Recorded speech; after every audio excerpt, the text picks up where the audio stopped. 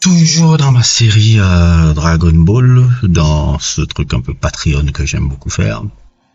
Série Patreon, aujourd'hui on va parler d'un film, et je passe pas seulement d'un film Dragon Ball particulier, mais globalement un peu, on va dire d'une série de films.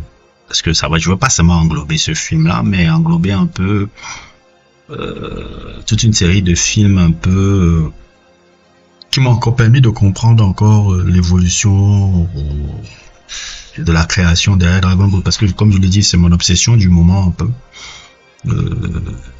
d'essayer de comprendre un peu comment ça s'est fait. Vous avez vu mon sujet sur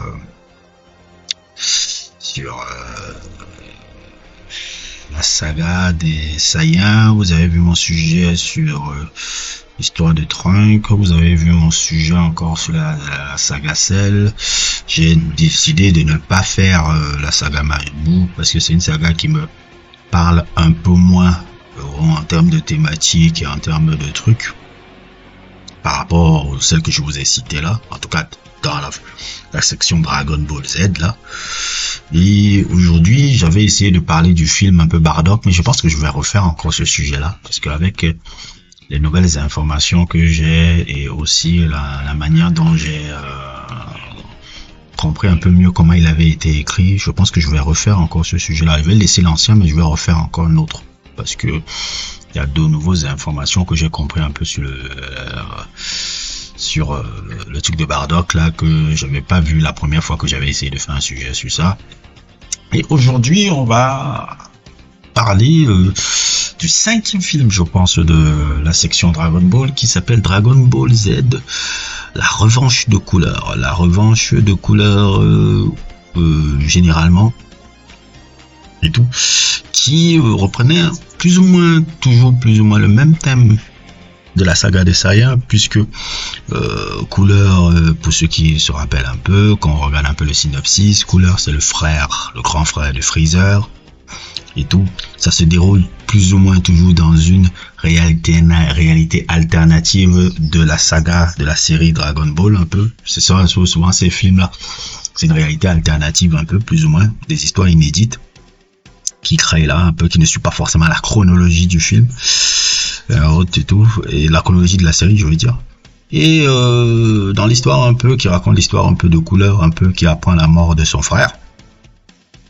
Il a été tué par un Saiyan et tout. Il décide d'apponter la terre pour pouvoir revenir et venger son frère. Non pas parce que il a envie de venger la mort de son frère réellement, mais envie de venger l'affront qu'un Saiyan puisse tuer un membre de son clan.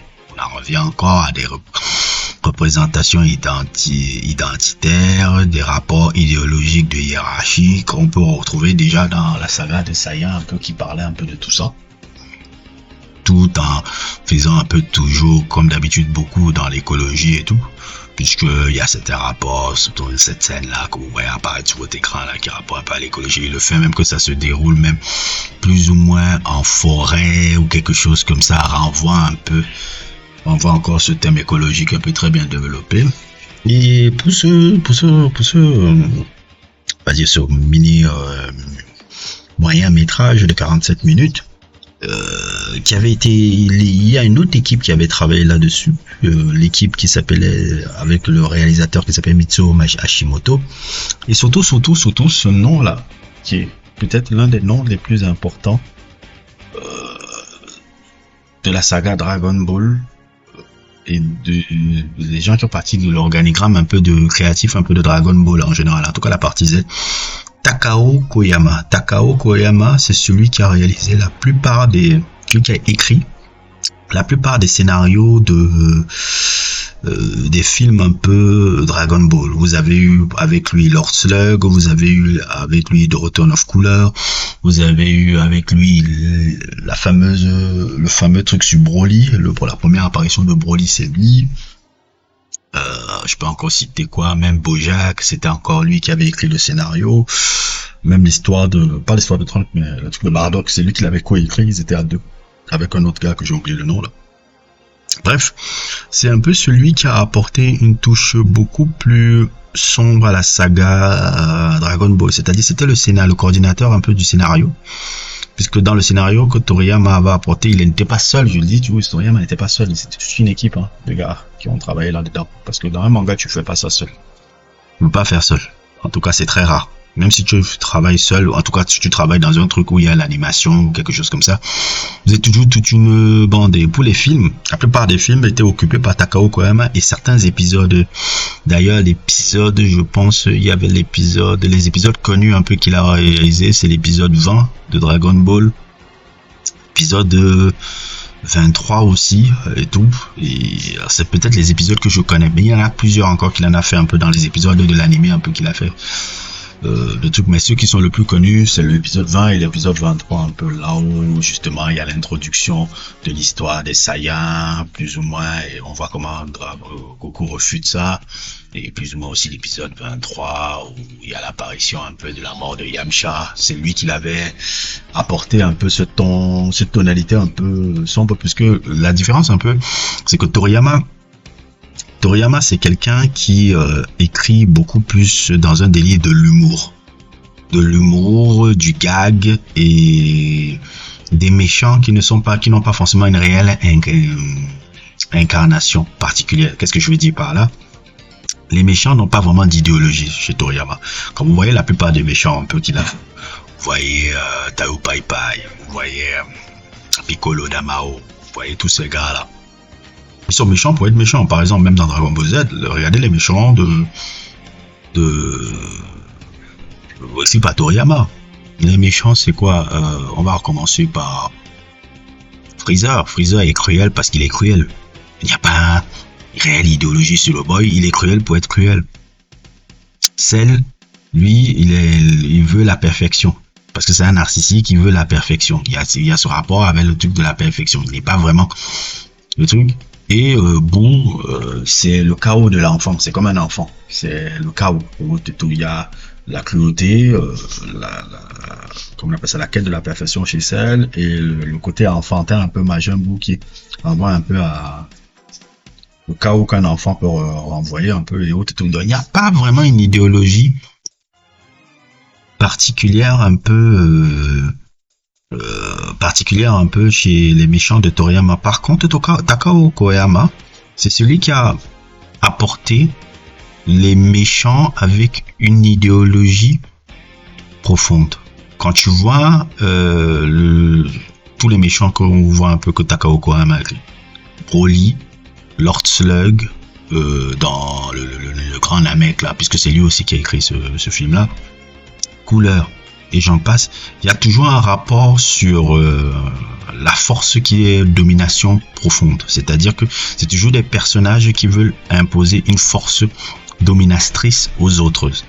Et c'est un peu l'idéologie de Takao Koyama. C'est pour ça que le ton des films qu'il fait sont beaucoup plus sombres et dramatiques. Et tout, parce que les rapports un peu des méchants de certains de ces films-là, Takao Koyama reprend toujours à un personnage qui veut imposer sa force aux autres. C'est un peu quelqu'un, il reprend plus ou moins, je sens un peu l'influence même d'ailleurs par rapport à ça, à ce qu'on peut voir un peu à un œuvre comme Hokuto no Ken. Quand tu vois un peu les personnages comme Rao par exemple. Les personnages comme Rao un peu renvoient un peu ce truc de cette force qui veulent imposer à tous les autres et qui veulent plier sa force brute à l'autre là. Et dans cet affrontement un peu, dans cette volonté idéologique un peu d'imposer leur force un peu, que ce soit sur le personnage de Couleur, que ce soit sur le personnage de Broly, que ce soit sur le personnage de Slug, aussi Bojack, et Goku est un peu celui qui incarne un peu le paradoxe de ça, parce que c'est quelqu'un qui, justement, s'oppose à cette force imposée et tout. Il a cette force-là, mais cette force n'est pas accompagnée d'une idéologie dominatrice. Elle est juste un paradoxe. Elle est accompagnée d'une idéologie beaucoup plus protectrice. Et c'est un peu ça, c'est paradoxe nuancé un peu que j'aime beaucoup dans l'écriture de Takao Koyama, qui a permis à ce que Dragon Ball ait un ton un peu plus adulte.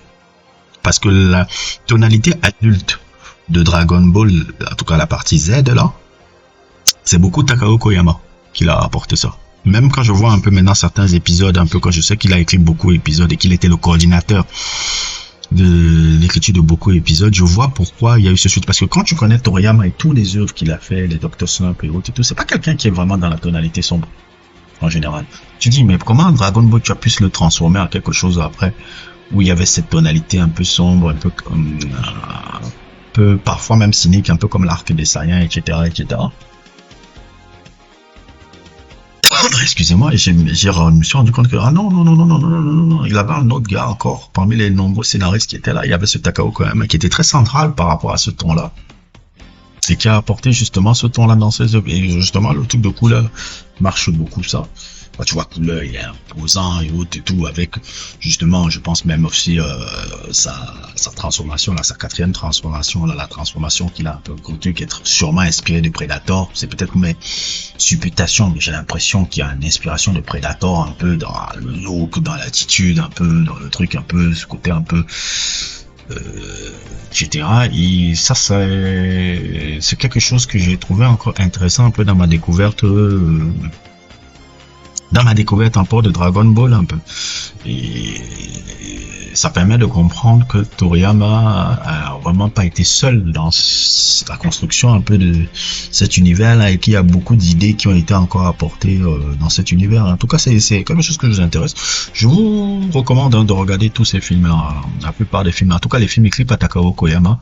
Vous allez voir un peu la différence, un peu là, je parle de Broly, je parle de Bojack, je parle de Cooler Revenge, je parle de Lord Slug.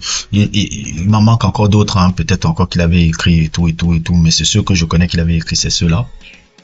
N'hésitez pas encore à regarder ça. En tout cas, c'était encore mon mini sujet Patreon un peu sur Dragon Ball un peu et l'impact un peu de Takao Koyama un peu sur l'écriture de cette fabuleuse œuvre qui a fondamentalement changé l'univers de l'animation tout court. Même pas forcément l'animation japonaise, mais l'animation tout court, parce que l'influence encore de cette l'impact encore et l'influence encore de cette œuvre se retrouve tellement au-delà des frontières japonaises et tout, on peut le voir encore jusqu'à aujourd'hui. Je dirais même aussi, même dans le manga qu'on a fait, il y a quand même encore l'influence de ce truc-là jusqu'à aujourd'hui. Je peux parler d'Oblivion Rouge, donc voilà. N'hésitez pas à liker, n'hésitez pas à vous abonner.